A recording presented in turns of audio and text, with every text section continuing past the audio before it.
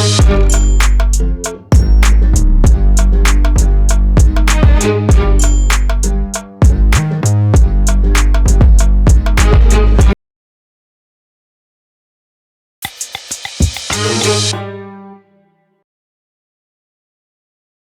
10, go ahead. You get locked in, you know. Go ahead, man. Woo! Go ahead, man. Welcome, family. Episode 10 of the Boom Boom Room. The real Boom Boom Room. Emphasis on that. Real. Give me some, man. For sure. We back in action. Sorry for the lag this past week. We just had some adjustments to make, and now we back in action. Rolling, smooth selling. Yes, sir. So let's get into it. Let's talk about it. What was it? Sunday we was together. Sunday we was together, kicking it, getting some canes. We just chilling. Regular Sunday, getting ready for Monday. It's Sunday night, and I get a call from my mom at like 9:30 at night. Usually, if I talk to my mom, it's like during the day, and she sounds super concerned. I'm like, Mom, like, what's going on? She's like, I'll tell you later. Who you with? Are you driving? All these questions. So I'm like, okay, something's wrong.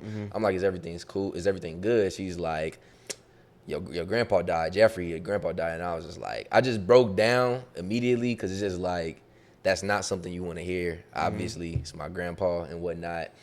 And the hardest part to deal with this kind of stuff is the fact that I'm so far away from home, and it's like my entire family is all the way over there, and I'm here, and then you get some information like that through the phone. It's just it's something to deal with for sure. But she'll tell me the arrangements once the time comes. I'll be out there for the funeral, and spend some time with family. But it's definitely something unfortunate. So rest in peace, Grandpa Jeffrey. I will miss you, and I'll see you soon, man. Yeah. But I'm saying that all to say, like, this is mad adversity, bro. And I'm gonna take you through my thought process once I got the call, because I swear that it's like, this is just how I function. Yeah. So I get the call, emotions hit, of course, and then my head just starts racing. Like, what the hell can I do to, like, get up out of this situation or make matters better for me, my family, my mom, whoever it may be? What can I do? The thing about this is, it happens. Shit happens in life. Things happen in life. Death and family occur. People get sick. People lose their jobs. People get information they don't want to hear. But guess what? Life is still rolling. Life is still rolling, bro, at the end of the day. And it's just a form of adversity, right? Yeah. And so me being the type of guy I am, my head's just racing of like, what can I do?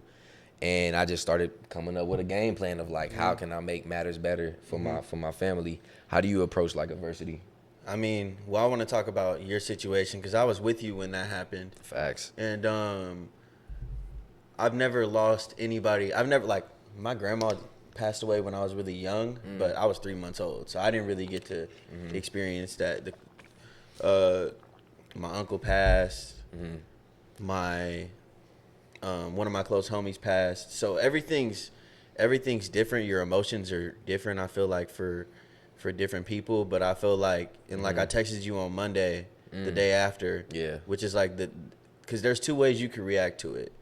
You can, obviously there's going to be a grieving period, but I think your grieving period was very short just because, like you said, the type of person that you are, because you know that the person that you lost, would they want you to sit around and grieve for that period of time, or would they want you to continue on and continue to push towards your purpose and whatever you're passionate about? So I definitely commend you on handling it the way you handle it, because most people, because it's definitely a reason for you to stop doing whatever you had going on. Yeah. Like, it wouldn't have been nothing wrong with you taking this week off, taking 2 weeks, taking the month off. Yeah. That's what a lot of people would have did, but I think it says a lot about you as an individual to keep going, to keep moving forward, because at the end of the day, he cared about you. He wanted to see you do well, and now you just have even more of a reason why to go ahead and push. Yeah, to push forward. Yeah. But like you asked me, like, how do I react? Yeah, how do you react through adversity? Through adversity, I mean, there's only, like I said, there's two things you could do. You can sit there and you can feel bad for yourself about whatever's going on in your life, or you can just choose to move forward. Facts. Yeah, so after it all happened, came up with a game plan. Like, I just started thinking, and then the next morning, like, I didn't even plan on getting up that early. I planned on getting up early, but not that early. But I was like, nah, fuck that. Like, I gotta get get up and going. get I to gotta it. get going. Sure. And so I got up, got working, and it was a productive day. And the thing is, like, when something like this happens or when adversity happens to me, I tend to go a little harder just because it's like I got something to prove at this given moment. And I feel like that's something that people take for granted when it comes to adversity. Like, adversity is really a time to show what you're capable made of. of. Yeah, how do you handle these situations? What are you trying to do? Like, adversity is just another reason to show people, like, how great you are in a sense. And then what really stood out was what you said to your mom on the phone. You told your mom, like, everything happens for a reason. Yeah, facts. And I don't think that you couldn't have said it any better, because it's like, Yeah, you can't change what happened, but Facts. you can. But like you said, you can change the people's lives around you. like, if it was up to me, like, if my pockets was the way I want my pockets to be, I would pay for the funeral, flown out by now, and be with my mom. But it's like, I'm not there yet. I gotta get there in case something else happens. Like, it's time to go. It's time to go. It's time to move. So definitely, like, you can't control what happens, but the things you do right after, the decisions you make after, for sure, it's all up to you. And I was just thinking about that earlier today too. Like, the difference between a lot of people of, like, where they want to be and where they are now, it's a decision. It's simply just a decision on, like, it's a decision on what it is you want to do and how seriously you gonna take it. Exactly. That's it. But yeah, man. So it was rough, but like I said, it's a matter of pushing forward. But yeah, like we talked, like we're gonna touch on in this episode, like God will put whoever you believe in. I believe in God. I God, think you for believe sure, in yeah. God as well. But Higher he's gonna power, put hurdles in your life to see how you react. And for me personally, I can touch on, like, because I played sports my whole life. I recently had the biggest injury that I've ever experienced in the sports. What most would see as a career-ending injury, as I think I said in episodes before. But yeah, I mean, it was all, and it's funny because I went up to the junior college that I had previously attended, and I went to their season opener, and I was talking to one of the dudes that had coached me there, and he was and we were just talking about the injury or whatever, and I said that I'm glad it happened the way it happened. Facts. And he looked at me kind of crazy, and I'm like, but when I said that, like, I really meant that, because honestly, and like we talked about this past weekend, is that your biggest highs won't come without your biggest lows. Amen. Preach. So it's about how you react Preach. to those situations when you feel like you lost it all, when you feel like nothing can go good. It's about how you react in times like that. So in dealing with injury, I went through every emotion. I sat there feeling sorry for myself, and that didn't work. Did, like, the why me play in your head? Yeah, for sure. Cause you wanna point fingers. You wanna put the blame on somebody else. But at the end of the day, it's nobody's fault. Yeah, facts. And I feel like even your character and even who you are as a person wouldn't even allow you to point at somebody else or blame nobody else. Like, you really took that shit to the chin. For sure. Because bro, you gotta look at it like this. You have to control what you can control. That situation, like sports injuries, most of the time are out of your control. It's Facts. like, what could I have done different? I wouldn't have did anything different on that play that I got hurt. It just was what it was. Took the wrong step, took the wrong fall. It is what it is. I had a choice to make. Like you said, it's about a decision. I had a decision to make. Like I said before, I sat there for 6 months and felt sorry for myself and put my feelings and emotions into other people instead of focusing on myself. Yeah. So I mean, like I said, there's different ways that you can react to it. Yeah, I choose to take it to the chin, attack it straight on, Keep pushing. keep moving forward. Tying back to what you said about the highest highs and the lowest lows, like, to put that into perspective. There's this guy named Jamal King. He's a real estate agent, or he's he's a realtor. He's a businessman, but he does real estate. Real quick story. He was not like a regular street cop in Chicago. Ended up getting into real estate. Now he's like a multi-millionaire, but like multi-millionaire. And he's buying like one of the largest buildings, I think, in Chicago or something. And he was saying how this building is like hella tall. This building is one of the tallest buildings in the world. And nobody thinks about how deep in the ground they actually have to dig. Like, is in order to build that. Yeah, like it's because the foundation. So tying back to the highest highs and the lowest lows, like you can't have this great building without having that low point as well. So I definitely feel like that correlates to that. And then but with just life in general, like things, like when they say, it sounds cliche, but when they say things can make you or break you, Yeah, and when sure. they say that like adversity reveals character, like that literally It's is true. what it is. Yeah, for sure. Like I said, it sounds cliche. It sounds like, oh, people say that all the time, but no, it's true. Like, bro, my dad's been saying that to me since I was 5-6 years old. How are you gonna react to it? Facts.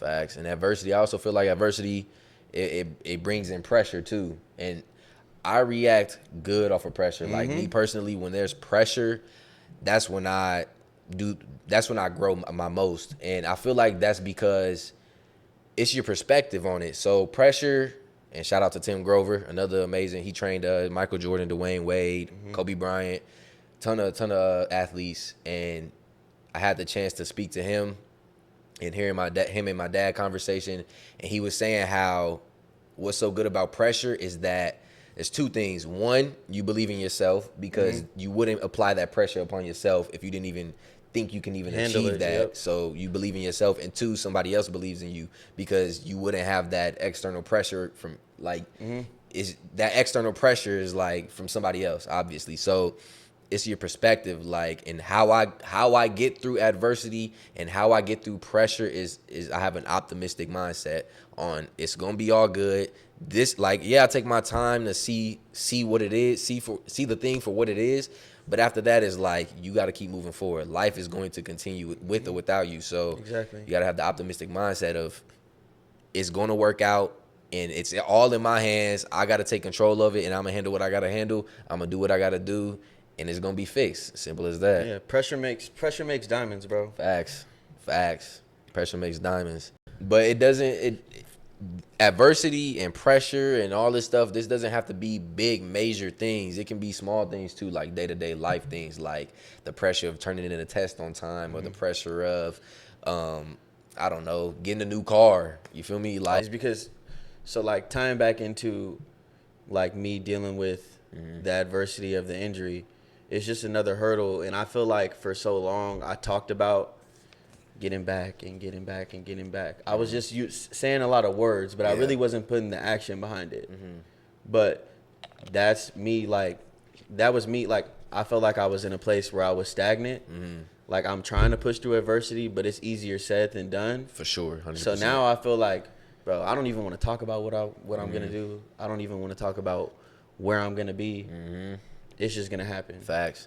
Yeah, and I feel like that comes with, like, when people talk and they say what they're gonna do, they're more so trying to prove to other people. Exactly. Versus when it comes down to it, who gives a shit what they think, he thinks, he said, she said? It's like, It's about proving it to to yourself. yourself. It's you. Like, it's so cliche, bro, but it's you versus you. You owe yourself. It's like, bro, you're not trying to please nobody Like you said, else, you bro. got up early in the morning. Nobody else is gonna get up early in the morning for you. Nah. Nobody else is gonna show up to rehab for me. Nobody else is gonna eat healthy for me. And look, nobody else is gonna do it for people me. will shout for you. People will repost you. People will do all the things to show they support. But at the end of the day, who is it putting those hours in? It's you. It's really just you. So Exactly. and at some point, once things keep rolling and you start getting results from these things, like, you take so much more pride in it. And then as it continues, you just take more and more pride, and you just way more protective over it. And it's a snowball effect. Like, just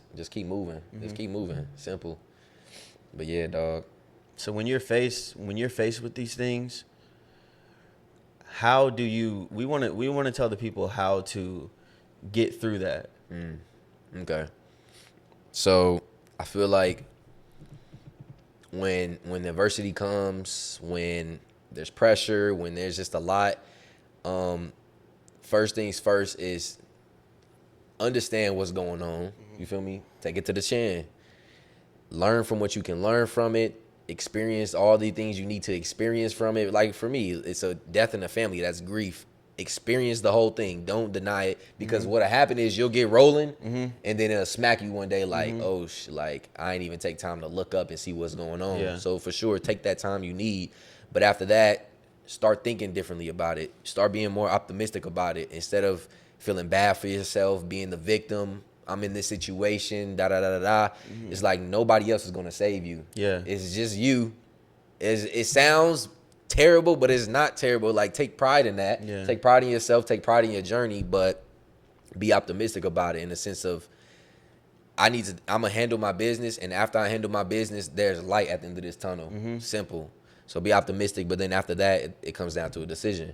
You got to decide on what it is you want to do and how seriously you're going to take it. That's it. And then after that, just start pushing forward. If there's anything you want to tie into that. And then going back to my truth, it's funny because, like I said, when I first got hurt, my dad he said it to me like multiple times. He kept saying like, is this really what you want to do? Is this really what you want to do? Because he knows me. He knows when I'm actually like doing what I'm supposed to be doing, or he knows if I'm just doing it just to say that I got it done. Yeah. So, but the thing is, it's okay if certain things aren't for you. Facts. That's okay. You gotta. It's a tough pill to swallow, but I think it makes you even more of a like we talked about, being a stand-up individual. If you can admit that and then move on to something else. Facts, 100%. But it's like if you're gonna do it, if you're gonna be in it, do it all the way. I just heard something yesterday, and it was saying how, like, nobody wants to be a selfish individual, and as far as I'm concerned, a lot of people want to help a lot of people. You'll be doing a whole lot of people, and it'll be a selfish decision if you sit there and do what you're called, like do the thing that's not your calling versus actually doing your calling and doing what your purpose is. Like, but if you just sit there and pretend, I guess, to do what your calling is just because that's what you think that's what other people want to see. Exactly. Yeah, you're doing a disservice to a lot of people. So for sure, dude. That's what and that, like we talked about that before too. I think it's important to take care of yourself before you start trying to spread yourself out. Yeah. And take care of others, because how are you trying to help somebody else do something if you don't even have your own stuff together? Oh yeah, hell yeah. I think that was what I realized a lot, like within myself too. Like I found myself a lot through going through certain situations. Yeah. It's like I had to learn how to shut up. That's my thing. So that's why I'm not talking about nothing right now. Yeah. Just handling business. When you see it, business. you'll just see it. But you can't help anybody else if you don't have your own stuff together. I learned that the hard way, boy. Through the years in my relationships, man, I be trying to be a father figure to these females, boy. Too good, you feel me? But yeah, nah, you can't be out here trying to raise nobody. Nah, you feel me? Like, but nah, like stepping back and realizing what was going on, I sat there and learned, like, I can't help nobody else if I ain't helping myself. So for sure, like, make sure you good, man. Yeah. In terms of not talking about it and being about it, lead by example. And it's funny, like tying into sports again. When you first like get on a new team, and every team needs a leader. Yeah. Any program needs a leader. Yeah. In relationships, there's a leader. In regular life, there's a leader. When you come into a room full of people, somebody's leading the room. Yep. And it's about, there's different types of leaders. There's people that lead by example. There's people that are more vocal. And then there's people that just aren't willing to step up and play that role. But it's funny, when coming into a team, I learned that in a team environment, there's a bunch of different people. There's a bunch of different personalities. I feel like the way you stand out when you're trying to be a leader initially comes through leading by example. Show up on time. Show up early. Be the last person in the room. Be the last person out the room.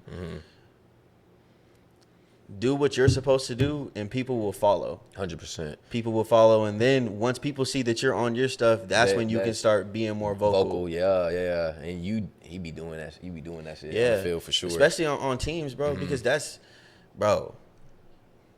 playing at almost every level now, like especially the junior college level, you have so many different personalities. Facts. And you can't come in just yelling and screaming at everybody Nah, because it's a you bunch gotta of show up egos. first, yeah. But that's just men in general, Yeah. and especially on big teams like that. Like a football team is not like a soccer team or a basketball team. A basketball team, what the roster probably holds like 15. Tops. A football team.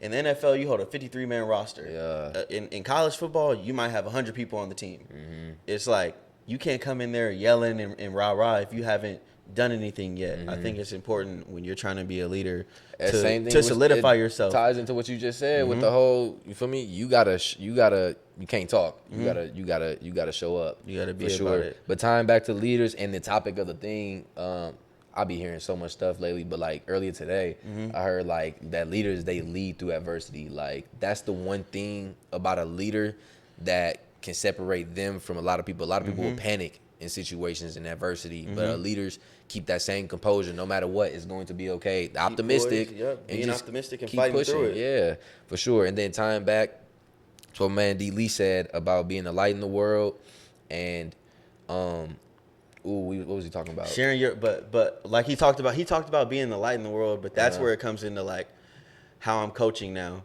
Even though I'm not fully where I want to be, like I said, I'm moving in silence. I'm doing what I'm doing behind closed doors. Nobody has to know about whatever I have going on. That's between myself. It's You, like you said, it's yourself, me and versus you. me. Yeah. But me being around these high school kids, I've went through what they're going through right now. So me being a light to them is me trying to tell them like what I didn't do, or me.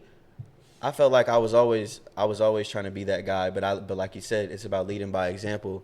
So that's why I sprinkle little things to them.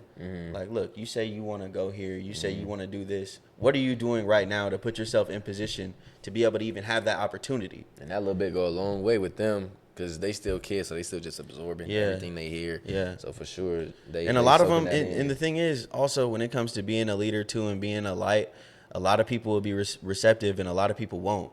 You can't try to force your word on anybody. Once you tell somebody something, you tell somebody something. However they take it is how That's they take on them, it. for You sure. can't keep, because bro, there's kids on the team. I could tell this kid to run his route full speed 1,000 times. If he's not gonna run his routes full speed, that's on him. Yeah. That's his life. Yeah. He says he wants to go this place and do this. Well, if you're not doing that, I'm gonna tell you that you're not doing that, and that's it. It's up to you. Yeah, for sure.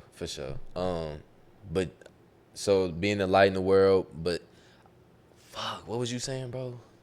What he basically said, you doing your own thing, worried about yourself, but you're still helping people Along the way. Okay, so doing your own thing, helping people along the way. I actually found myself in that exact situation. And when was this? I shared this with somebody. I think it was like my dad yesterday or something. And it's how like, oh no, I was on the phone. I was on a phone call, and this guy was asking me like, what are you up to these days? And I'm like, I'm still training. I'm still sharing content. I'm still trying to be this light in this world.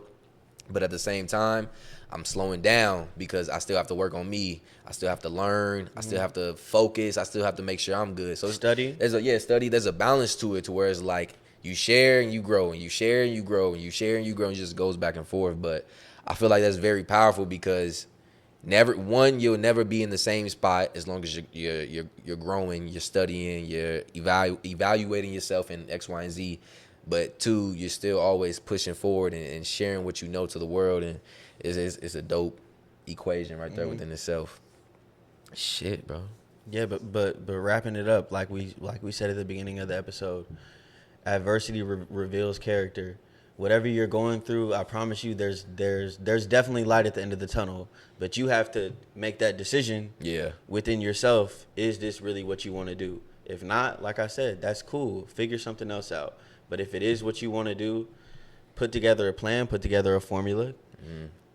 You can keep it to yourself. You can share it with the people closest to you because I believe you are who you surround yourself with. 100%. So I talk to my homies about whatever I'm going through, and they talk to me about what they're going through. But share it with whoever you want to share it with, and then execute the plan. Yeah, and those good friends too will hold you accountable. Exactly. Not everybody will hold you accountable. Like not everybody will expect you to even do the things you say. But if you have a good quality group, a good core group, a good support system, they'll for sure hold you. You don't accountable to what you say. don't want a bunch of yes men in your group. My dad's like I told you the story before. My dad, when I was in like middle school, he grabbed a piece of paper, he drew a dot in the middle of the piece of paper, and I think you were there for that. You were because you were on his high school team. He drew a piece of dot in the middle of the paper. He drew a circle around it. This is you. This is the people around you. The people around you have the most effect on who you will become as an individual. So you don't want a bunch of people that are just saying yes to you and, oh, yeah, that's fine. Go do that. Go do Facts. this. Go do that. Facts. You want people that are going to tell you no, that are going Yeah. to tell you when you're wrong. Hell yeah. And then people that are also going to praise you when you're right. Those good friends for sure. Bro, Yeah.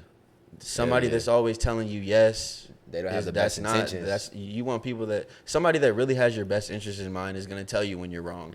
Because notice, your parents are going to tell you when you're wrong. Yeah, facts. But you got to pay attention to that. They have your best interest in mind. So if my friends aren't doing that, I don't want to be around them. Hell yeah. And that's why you text me, you was like, Jordan, I'm about to get on my shit. Hold me account. Easy. Let's do it. Yeah. Locked in. And it's just moving forward. So, Yeah, dog. But episode 10, a blast. Thank y'all so much for tuning in. Check me out on Instagram at Real Jordan. oh, check me out on Instagram at The Real Armand. In the Boom Boom Room. What's the page name? Real Boom Boom Room. Real Boom Boom Room. And man, while you going through that You see adversity, me sipping on it. take you a sip of that Slim Body water. Because when you hear fighting it through in it, the you're mic. going to get tired. And thirsty. But you might need a little drink. And the whole way through your journey, you feel me? You got to stay fit. So why not slide to Slim Body Fitness? Like, comment, subscribe. Download the episode on Apple Music. Share. Leave a review. Feedback. We love it. Thank y'all so much for tuning in. Episode 10.